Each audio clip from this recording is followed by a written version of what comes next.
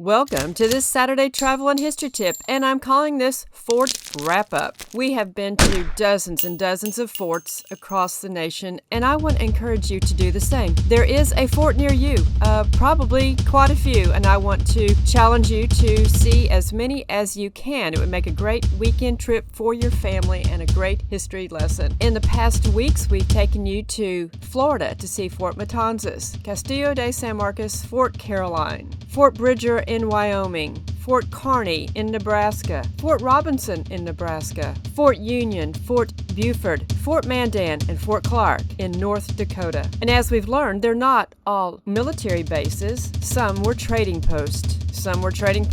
And military bases at different times. Many of these facilities have served many different purposes, like Fort Laramie. There's Fort Laramie and Fort Smith, found in Arkansas. I did drum up this list of forts across the nation, and as you can tell, there are many of them. Many of the cities that we visit, like Fort Worth, were once forts. Some of their names have changed, and we no longer know that they were once a fort. I'm going to flash through these lists, and maybe you can spot some that are near you. I talk about many of these forts, especially the ones that we have visited across the country, and I want to let you know that I'm updating the books, and at this point I'm wanting to give you a special offer. If you order all three, you can get one free plus free shipping, so that's only $36 for this wealth of information about places to go and things to do in our wonderful country and to learn more about our geography and history. I want to take you on a miniature trip across the country of some forts that we have visited, but not going into detail on them. There's Star Fort 96 in South Carolina,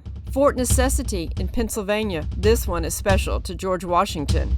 Fort Union in New Mexico. Fort Davis in Texas lies in the Davis Mountains. And this scenic location of Fort Point in San Francisco, California. Fort Knox in Maine. No, this one isn't the one filled with money, but it is filled with historic treasure. There's Fort Oswego in New York. And one of my favorite places, Fort Yellowstone in Wyoming. If you go in September, you will see the elk in rut, and that is such a wonderful sight to see. And here, there's Fort Moultrie in South Carolina, Fort Pulaski in Georgia.